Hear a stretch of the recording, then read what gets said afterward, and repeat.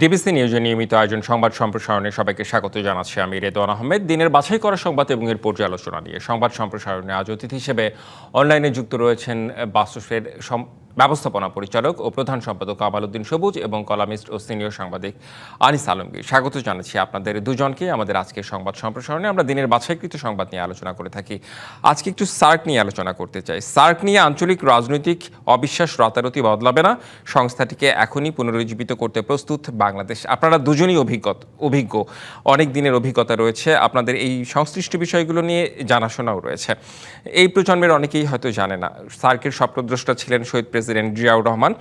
এবং সার্ক গঠনের পরে কোন সময়টা আসলে ভালো ছিল, আর এখনই বা সার্কে এই মানে ভাঙন শুরু হলো কেন? একটু শুরুতেই আনিস আলমগীর আপনার কাছে জানতে চাই।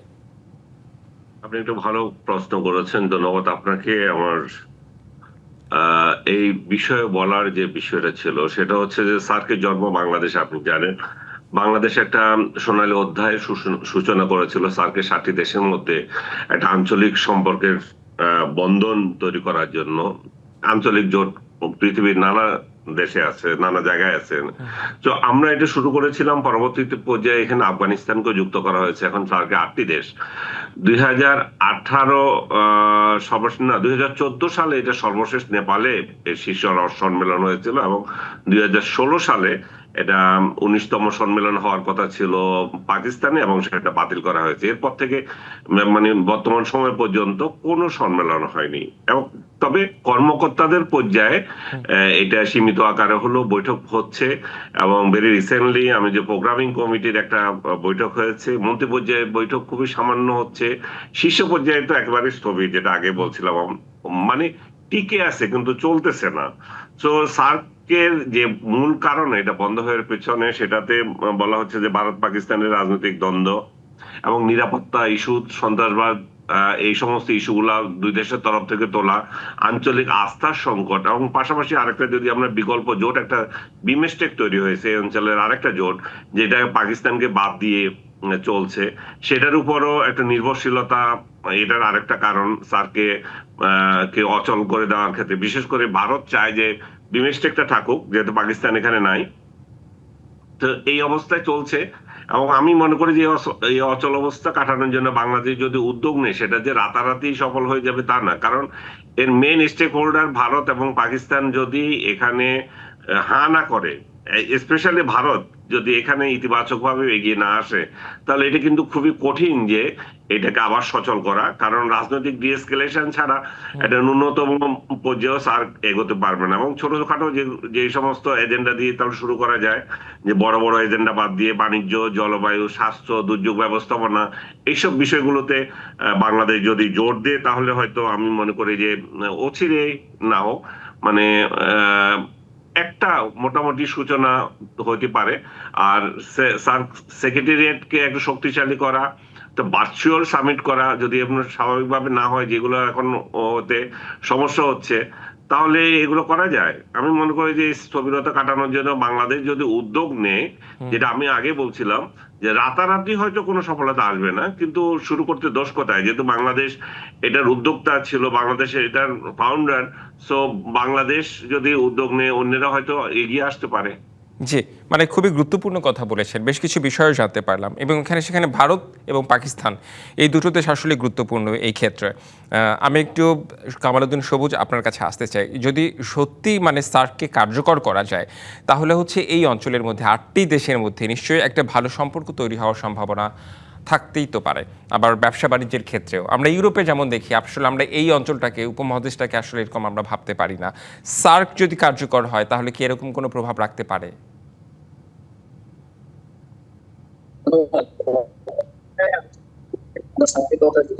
বহুদিন পরে প্রশ্নটা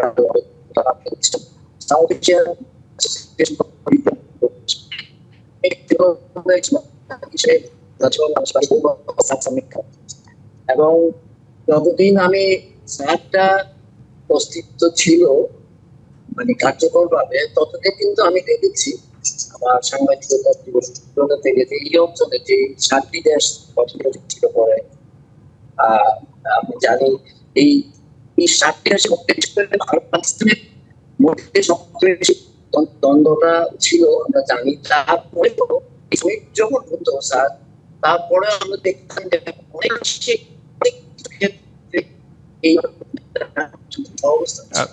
কামালউদ্দিন সবুজ,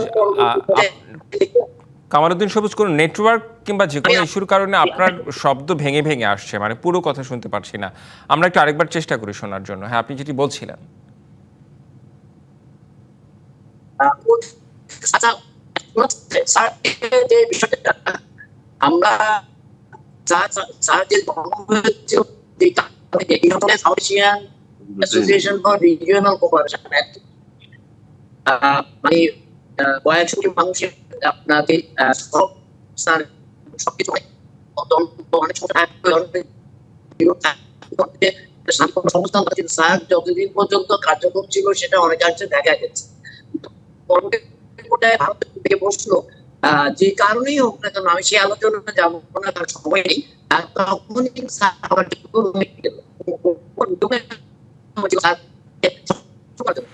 জি, আমাদের আজকে সংবাদ সম্প্রসারণে আরো অন্যান্য প্রসঙ্গ আলোচনা করার রয়েছে, আমরা সেসব প্রসঙ্গ নিয়ে আলোচনা করতে চাই। আমি একটু আবারও আনিস আলমগীরের কাছে আসতে চাই। নিশ্চয়ই বিরতিতে আমরা আপনার যে টেকনিক্যাল সমস্যা হচ্ছে, আমরা সেই টেকনিক্যাল সমস্যার আশা করি সমাধান পাবো। আনিস আলমগীর, আপনার কাছে একই বিষয়ে একটু জানতে চাই, যদি এটাকে কার্যকর করা হয় সম্ভাবনার কোন কোন পথ তৈরি হতে পারে? আমি তো বললাম যেখানে বিশেষ করে বাণিজ্য সীমিত আকারে, বড় বড় রাজনৈতিক ইস্যু বাদ দিয়ে আমরা ছোট ইস্যুতে যেতে পারি, বাণিজ্যটাকে আমরা জোর দিতে পারি। দেখেন, সার্কের অধীনে কিন্তু বিশেষ সুবিধাপ্রাপ্ত ইস্যুতে বাণিজ্য চলতেছেও, কিন্তু এটাকে যদি আমরা আরো বেশি একটা জোর দিতে পারি, এবং জলবায়ু ইস্যুতে পুরো সার্ক অঞ্চল, প্রায় 200 কোটি মানুষের এই অঞ্চল জর্জরিত, আমরা সেখানে দিতে পারি। বিশেষ করে পানি বন্টন, নদী ব্যবস্থাপনার উপরে জোর দিতে পারি। বাংলাদেশের নদীগুলো ইন্ডিয়ার সাথে আছে, ইন্ডিয়ান নদীগুলো পাকিস্তানের সাথে আছে, নেপাল আর ভারতের সাথে নদী আছে। তো এইগুলোকে যদি আমরা তুলে আনতে পারি, স্বাস্থ্য একটা বড় খাত, এই স্বাস্থ্য খাতে বাংলাদেশ অনেক জর্জরিত। বাংলাদেশ অনেকভাবে পাকিস্তানের উপর, ইন্ডিয়ার উপর নির্ভর করে। তো স্বাস্থ্য খাতে আমরা পরস্পর সহযোগিতা করতে পারি, বিশেষ করে যে মহামারী গুলো দেখা দেয় এই অঞ্চলকে কেন্দ্র করে, সেগুলার আর সুযোগ তাহলে সেখানে থাকে না। দুর্যোগ ব্যবস্থাপনা একটা বড় বিষয়, প্রাকৃতিক দুর্ঘটনা এখানে একটার পর একটা লেগেই থাকে। সো আমরা যদি সেগুলোকেও যদি গুরুত্ব দিতে পারি, পরস্পরের সহযোগিতা করতে পারি, তাহলে আমি মনে হয় যে এটা নিয়ে খুব ভালো একটা ফলাফল আশা করতে পারি আমরা। আমি আগে যেটা বলছিলাম, যে যেহেতু সশরীরে সামিট করা যাচ্ছে না, এখন নেটওয়ার্কের এই যুগে, ইন্টারনেটের এই যুগে, যেমন আমি এখন কথা বলছি বাসায় বসে আপনার সাথে, তো সেটাতে আমরা এই সম্মেলনগুলোকে আমরা যেহেতু সশরীরে তাদের উপস্থিতি হইতে সমস্যা, এটাকে অনলাইনও করতে পারে কিন্তু তারা। এটাতেও কিন্তু একটা ভালো ভার্চুয়াল সামিট যেটাকে বলে, এটা গুরুত্বপূর্ণ কথা বলেছেন আপনি। মানে এরকম ভার্চুয়াল সামিট কিন্তু এখন হয়। আমি একটা মানে জানার জন্য বলি যে হচ্ছে, আমরা ইউরোপে তো দেখি ইউরোপের দেশগুলোর সাথে এক একটা দেশের কানেক্টিভিটি এক একটা দেশের সাথে খুবই চমৎকার, সম্পর্কও খুব ভালো। আমরা তো এই মানে সার্কভুক্ত দেশগুলো কিংবা এই উপমহাদেশে তো এমন স্বপ্ন তো দেখতেই পারে, কিংবা এমন তো হতেই পারে। আসলে এই উপমহাদেশে বাধাগুলো কোথায়? এটাও সার্কের মূল ইয়েতে আছে, কানেক্টিভিটির বিষয়টা আছে, যে বাংলাদেশ থেকে উঠে আপনি ইন্ডিয়া হয়ে পাকিস্তান যেতে পারবেন, পাকিস্তানের এখানে আসতে পারবে, কিন্তু বাংলাদেশ হয়ে আমি ইন্ডিয়া যেতে পারবো, নেপালে যেতে পারবো। ইনফ্যাক্ট আমি গেছিও। তো এই যে রুট যে নাই তা না, কিন্তু এটাকে আরো সক্রিয় করা, এটাকে আরো স্ট্রং করা, যে উদ্যোগ নেওয়ার, সেটা তো সবকিছু স্থবির হয়ে আছে। 2014, যে আপনি চিন্তা করে দেখেন, 14 সাল মানে কি, আপনার প্রায় 13 বছর পর এই অর্গানাইজেশনের কোনো খবর নেই। তো একটা অর্গানাইজেশন যদি 13 বছর ধরে শীর্ষ নেতারাই বৈঠকে না হয়, তাহলে যেই জিনিসগুলো আসার কথা আমরা ভাবছিলাম, regional model, sub regional model, এগুলো তো কোনো কাজ করছে না। সেক্রেটারিয়েট একটা স্থগিত হয়ে আছে, তারপরে রাজনৈতিক প্রতিহিংসা তো লেগে আছে, এর মধ্যে যুদ্ধ পর্যন্ত ঘটে গেছে দুইটা দেশের মধ্যে, ভারত পাকিস্তানের মধ্যে। সো আমি মনে করি যে পারস্পরিক কথাবার্তা বলা, মজবুত করা জরুরি হয়ে গেছে এদের। জি, নিশ্চয়ই। আমরা কি বিরতিতে যাই। বিরতির পর ফিরে এসে আমাদের আরো ২-১টি টপিক রয়েছে। আমরা সেসব বিষয়ে কথা বলতে চাই। আমরা কামালউদ্দিন সবুজ আপনাকে দিয়ে একটু শুরু করতে চাই বিরতির পর। সেটি হচ্ছে সাভারে এনসিপি সমাবেশে ককটেল বিস্ফোরণ, প্রশাসনের সহায়তায় হামলার অভিযোগ, গণভোট বাস্তবায়ন সহ নানা দাবিতে দলটির মাসব্যাপী পদযাত্রা শুরু। মাসব্যাপী পদযাত্রা শুরু, সেটা সেই দলের কর্মসূচি। কিন্তু হঠাৎ করেই যে ককটেল বিস্ফোরণ এবং এনসিপি অভিযোগ করছে যে এটা প্রশাসনের সহায়তায় এই হামলা হতে পারে কিংবা এই হামলা হয়েছে। আপনার মন্তব্য জানতে চাই। কামালউদ্দিন সবুজ। ধন্যবাদ। প্রথম কথা হচ্ছে যে এটা একটা অভিযোগ, কিন্তু কথা হচ্ছে যে যে পদযাত্রা জুলাই, যে আন্দোলন জুলাই, যে মানে চেতনার কথা বলা হচ্ছে, জুলাইয়ের মধ্য দিয়ে বাংলাদেশ একটা নতুন পথে যাত্রা করার সুযোগ পেল, সেখানে প্রশাসনের সহযোগিতা করলে তো বোঝা যায় যে বর্তমান যে সরকার আছে ক্ষমতায় তাদের সহযোগিতা হয়েছে। কিন্তু এই বর্তমান সরকার তো জুলাইকে অস্বীকার করে না, কারণ জুলাই হয়েছে বলেই তো বর্তমান সরকার একটা সুষ্ঠু নির্বাচনের মধ্যে দিয়ে ক্ষমতায় এসেছে। জি। জুলাইকে সরকারিভাবেও পালন করা হচ্ছে। তো কাজেই এটা অভিযোগ আকারে আসছে, কিন্তু এটা কোনো লজিক্যাল কোনো গ্রাউন্ড এখনো তৈরি হয়েছে কিনা আমার তা জানা নেই। আমি আমি এখনো দেখছি না তেমন লজিক্যাল গ্রাউন্ড। এটা কেন এই অভিযোগ করেছে সেটাও জানি না, কারণ যেই কর্মসূচিতে ওরা পালন করছে সেই ধরনের অন্য ফরম্যাটে অন্যভাবে জুলাইয়ের এই কে স্মরণ করার জন্য সরকার এবং সরকারি দল যে দল হিসেবে তারাও পালন করছে। তো কাজে আমি এটাকে সাভারে যে ঘটনা হয়েছে, ডেফিনেটলি এটা আমি ওর নিন্দা জানাবো। আমার কথা হচ্ছে যে যে কারোরই গণতান্ত্রিক অধিকার রয়েছে যে কোনো কর্মসূচি পালন করার জন্য। আর দ্বিতীয় কথা হচ্ছে যে জুলাই বাংলাদেশের ইতিহাসের একটা অংশ। কাজেই এই জুলাইকে বর্তমান যারা সরকারে আছেন তারাও এটাকে অস্বীকার করেন না। যাদের বা সভাতে ককটেল মারা হয়েছে তারা তো অস্বীকার করেনি না। তো কাজেই আমি এটার কোনো যৌক্তিকতা খুঁজে পাই। আমি একটু আপনার কাছে আরেকটা প্রশ্ন রাখতে চাই যে মানে সরকারের তো বিষয়টি আসলে বিশেষ গুরুত্বের সঙ্গে দেখা উচিত যে আসলেই ককটেল কারা বিস্ফোরণ ঘটালো ওখানে ককটেলের। এখানে যদি সরকার হ্যাঁ, বলুন। জি বলেন। না, আমি সেটাই বলছিলাম। সরকারের কি এখানে মানে একটি ভূমিকা রাখা উচিত কিনা? শুধু আপনার এনসিপির প্রোগ্রামে ককটেল বিস্ফোরণ করলেই দেখবে, অন্য কোথাও ককটেল বিস্ফোরণ হলে বা অন্য কোথাও এই জন্য অনাকাঙ্ক্ষিত ঘটনা ঘটলে সরকার দেখবে না সেটা না। এটা তো সরকারের রাইট। দায়িত্ব বাংলাদেশের সকল মানুষের জানমালের নিরাপত্তা বিধান করা, রাইট। এবং যে কোনো রাজনৈতিক দলের অনুষ্ঠান বলেন, যাদের কর্মসূচি বলেন, সেগুলোকে নিরাপত্তা দেওয়া সেটা সরকারের দায়িত্ব। সেটা নিশ্চয়ই সরকার দেখছে এবং দেখবে, কিন্তু সরকার তো এটা বলে নাই যে আমরা এটা দেখবো না। যে অভিযোগ করা হয়েছে সেটার ব্যাখ্যা কিন্তু আমি একটু দিয়েছি আমার আমার আমার যতটুকু মনে হয়েছে। কাজেই আমি মনে করি না যে বাংলাদেশে এই মুহূর্তে বা বাংলাদেশে আপনার কোনো রাজনৈতিক কর্মসূচি নিয়ে বড় ধরনের কোনো ঘটনা ঘটেছে ইন রিসেন্ট উইকসে। আমরা সবাই জানি ঘটনা ঘটে, সবাই যার যার কর্মসূচি পালন করছে। এনসিপিও করতে পারবে, আমি তো মনে করি না যে করতে পারবে না তার মানে। জি, নিশ্চয়ই। আমি একটু আনিস আলমগীর আপনার কাছে আসতে চাই। আজকে যে এই যে সমাবেশে ককটেল বিস্ফোরণ হলো, মানে সমাবেশ শেষে এবং তারা অভিযোগ করেছে যে এটা প্রশাসনের সহায়তায় হামলা হয়েছে। আপনি আসলে কি মনে করছেন? আনিস আলমগীর। প্রশাসনের সহায়তায় কেন হামলা হবে? এটা কি বিশ্বাসযোগ্য কথা? প্রশাসন কেন চাইবে যে একটা রাজনৈতিক দলের জনসভায় হামলা হোক, যখন তাদেরকে অনুমতি দিয়েছে রাজনীতি করার জন্য, অনুমতি আছে সমাবেশ করার জন্য? তাহলে এখানে প্রশাসনের কথা বলাটা তো খুব তাৎক্ষণিক হয়ে যায় এবং আমি মনে করি যে এটা অবিবেচক হয়ে যায়। আমরা একটু সময় দিতে পারি, যারা এটা তদন্ত করে দেখুক আসলে ঘটনাটা কি ঘটেছিল। আমি কয়েকটা ভিডিও ফুটেজ যেগুলো দেখলাম, তাতে দেখলাম যে এনসিপি নেতারা মঞ্চে দাঁড়িয়ে আছেন, খুব নির্বিকার ভাবে তারা আছেন, নিচে একটু হই হল্লা হলো। সো এটা এখন যারা এই আইন শৃঙ্খলা রক্ষাকারী বাহিনী আছে যারা, তারা তদন্ত করবে এটা কি আসলে সরকারি দলের তরফ থেকে হলো, না পতিত সরকার যারা ছিল তাদেরকেও এই ঘটনা ঘটিয়েছিল, না এনসিপি নিজেই একটা আওয়াজ দিল প্রথম সভা একটু মার্কেট পাওয়ার জন্য এটা করলো। তাহলে এটা তিন ধরনের হতে পারে। বাংলাদেশের রাজনীতিতে এটা কোনোটাই অস্বাভাবিক না। প্রতিপক্ষ করতে পারে, নিজেরাও এগুলো মার্কেট পাওয়ার জন্য, কাভারেজ পাওয়ার জন্য করতে পারে। এবং সরকারের তরফ থেকে কোনো উম, অশুভ শক্তিও করতে পারে। সো আমরা সুইফট কমেন্ট না করে আমি মনে করি যে ওয়েট করি। তবে আমি এটা হামলার নিন্দা করি। প্রথমে এটার আমি মনে করি যে জি। যে কোনো রাজনৈতিক দল, যে কোনো গণতান্ত্রিক সংগঠন, তাদের কথা বলার অধিকার আছে, সভা সমাবেশ করার অধিকার আছে। যদিও যারা এই সমাবেশ করছে তারা অন্যের এই সভা সমাবেশের অধিকার আছে বলে মনে করে না। জি, মানে আহ, বেশ কিছু ইকুয়েশন আপনি আসলে দিলেন। আসলে নানা রকম অনেক কিছুই হতে পারে আসলে। এটা তদন্ত সাপেক্ষ। আমি একটু আবারও চলে আসতে চাই কামারউদ্দিন সবুজ আপনার কাছে, যে প্রধানমন্ত্রীকে সৌদি সফরের আমন্ত্রণ, বাংলাদেশে আসার আগ্রহ, ক্রাউন প্রিন্স সালমানের বাণিজ্য বিনিয়োগে আগ্রহী রিয়াদ, পুরো বিষয়টি বাংলাদেশের জন্য বেশ ইতিবাচক। এবং মালয়েশিয়া এবং চীন সফরের পর সৌদি আরবের এরকম একটি আমন্ত্রণ, কিভাবে দেখবেন বিষয়টিকে?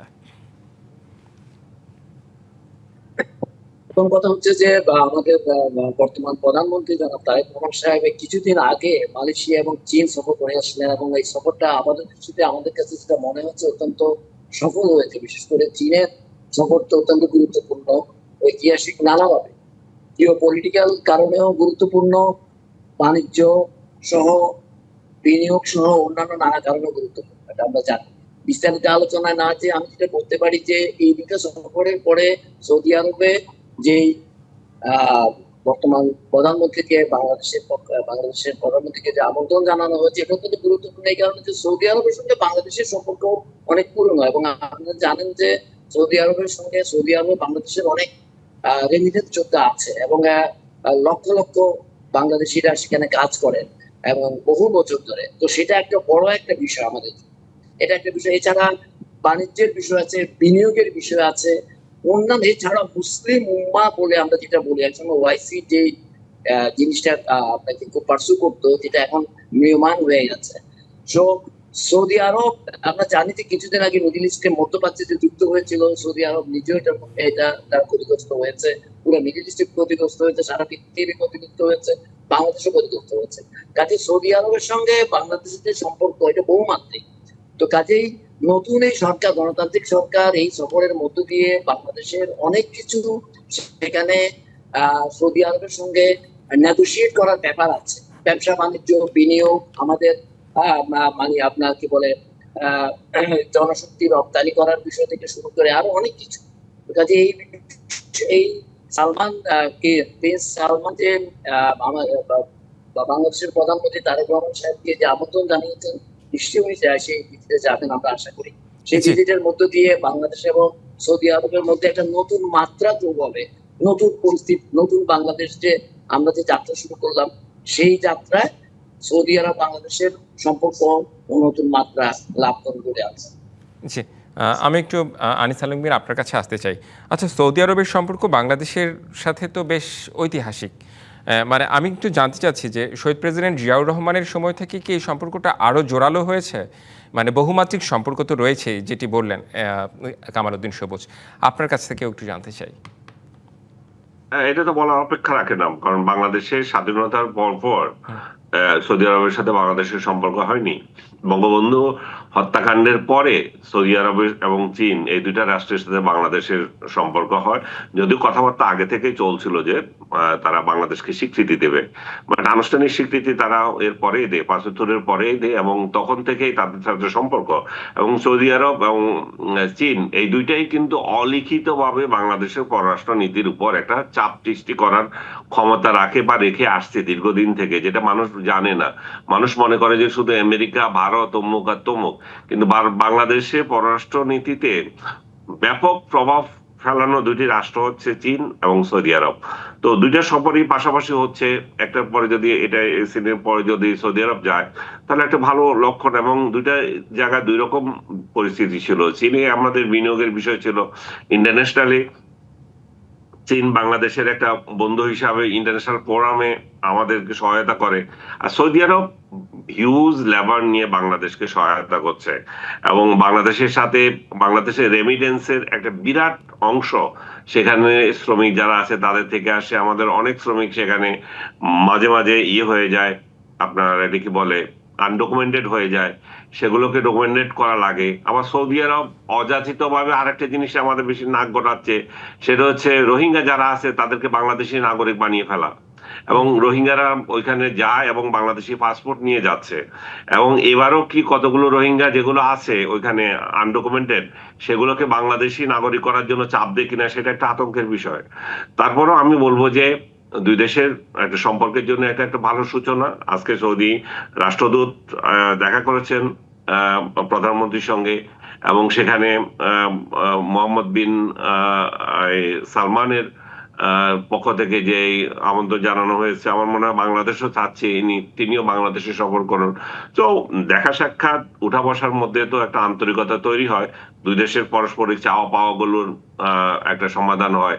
তো আমরা চাই যে এই সফরটাও ফলপ্রসূ হবে। জি, নিশ্চয়ই। আপনি রোহিঙ্গা ইস্যুতে যে বিষয়টি কথা বলেছেন, এই বিষয়টি কিন্তু আসলেই গুরুত্বপূর্ণ। বাংলাদেশের এই বিষয়েও সচেতনভাবেও সৌদি আরবের সঙ্গে কথা বলা উচিত। এবং আমার কাছে আর কি তাই মনে হয়। কামালউদ্দিন সবুজ, আবারও একটু এই প্রসঙ্গে একটু আসতে চাই যে যদি সৌদি প্রিন্স বাংলাদেশে আসে কিংবা বাংলাদেশের প্রধানমন্ত্রী সৌদি আরবে যায়, তাহলে আসলে এই মানে এই ব্যাপারগুলো আসলে কেমন হয়? এই ভ্রমণগুলো, রাষ্ট্রীয় সফরগুলো আসলে যদি হয় এবং ফলপ্রসূ হয়, তাহলে ব্যাপারগুলো আসলে একটা দেশে কিভাবে প্রভাব ফেলে?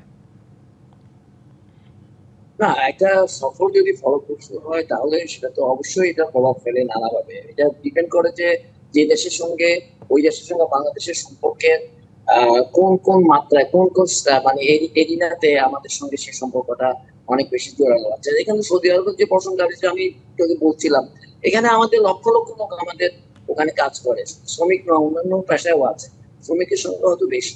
কিন্তু আমি বলছি এটা একটা অত্যন্ত বড় ব্যাপার। এবং আমাদের রেমিটেন্সের আপনারা জানেন যে বাংলাদেশের অন্যতম প্রধান দুটি ফরেন এক্সচেঞ্জ আর্নিং এর তো একটা হচ্ছে রেমিটেন্স, আর হচ্ছে আরএমজি, রেগুলার গার্মেন্টের আমরা যে এক্সপোর্ট করি সেটা।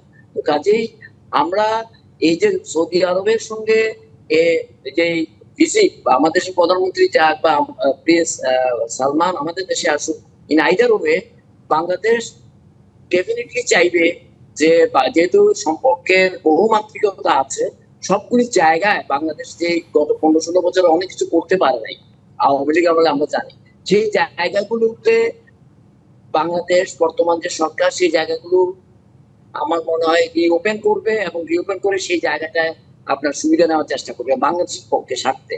তো সেই জায়গায় সৌদি আরব যেহেতু তারা তো বিত্তশালী, আমরা জানি তাদের তেলে পয়সার অভাব নেই, তাদের অনেক কিছু আছে।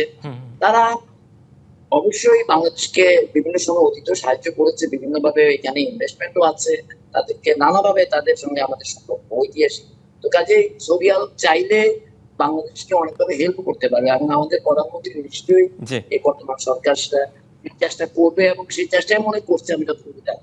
জি। মানে পুরো বিষয়টি আসলে ইতিবাচক। আপনাদের দুজনকে অনেক অনেক ধন্যবাদ আমাদের আজকে সংবাদ সম্প্রসারণে যুক্ত হওয়ার জন্য। কামালউদ্দিন সবুজ এবং আনিস আলমগীর। এই ছিল সংবাদ সম্প্রসারণে। ডিবিসির সঙ্গেই থাকুন।